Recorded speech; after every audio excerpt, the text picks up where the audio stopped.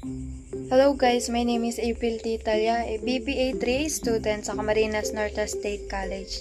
So for our today's vlog, since wala akong maisip na may share sa inyo, i-share ko na lang sa inyo kung ano yung kinakain ng mga pusa ko and also kung paano ko to niluluto. Gagamit lang tayo ng dalawang ingredients which is kalabasa and isda. So without further ado, let's start. Ganito karami yung babalatan nating kalabasa.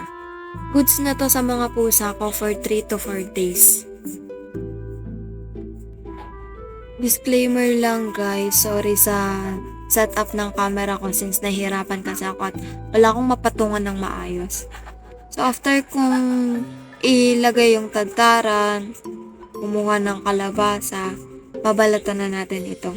Actually mapagod siya since 3 to 4 times kami minsan nagluluto sa isang week.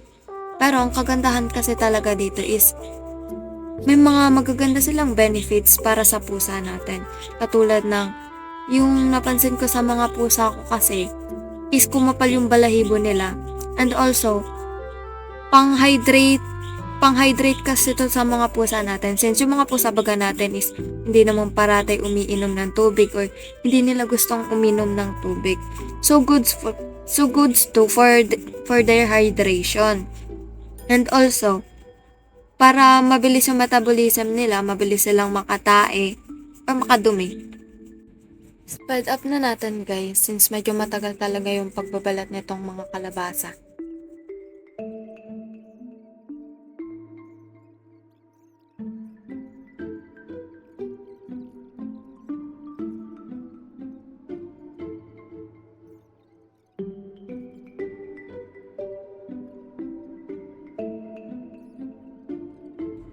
After naman nating balatan yung kalabasa, ang gagawin natin is hiwa-hiwain natin ito. Bahala na kayo guys kung anong hiwa yung gusto nyo. Yung maliit or medyo malalaki. Since dudurugin rin naman to mamaya. After mahiwa, ganito na yung kakalabasan niya. And then, hugasan na natin ito ng malinis na tubig. Next step naman is isasalang natin yung kaldero na may tubig. And then ilalagay yung mga binalatan and hiniwa-hiwang kalabasa. Next step is maghihintay tayo ng for about 20 or 30 minutes hanggang lumambot yung kalabasa.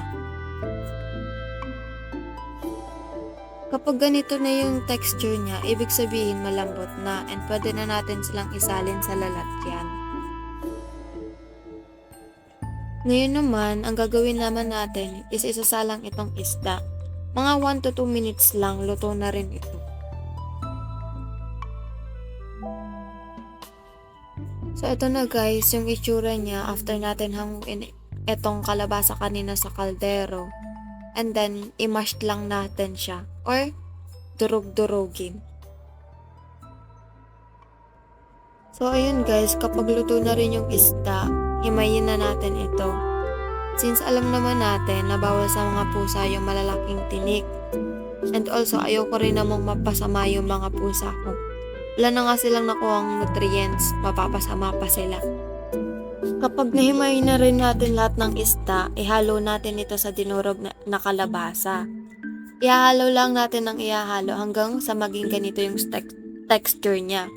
After mahalo, papalamigin natin ng kaunti bago pwede na itong ipakain sa mga pusa natin.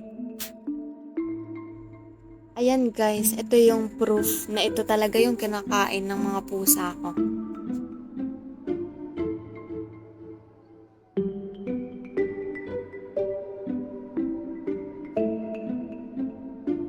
By the way guys, nakalimutan kong sabihin na wag mong itatapon or wag natin itatapon yung pinaglagaan ng kalabasa and isda.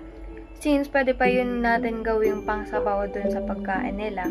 And also pwede rin natin yun gawing alternative water nila. Since alam naman natin na hindi mahilig ang pusa sa mga natural water lang, yung mga walang lasa. That's all guys. Sana may natutunan kayo for today's vlog.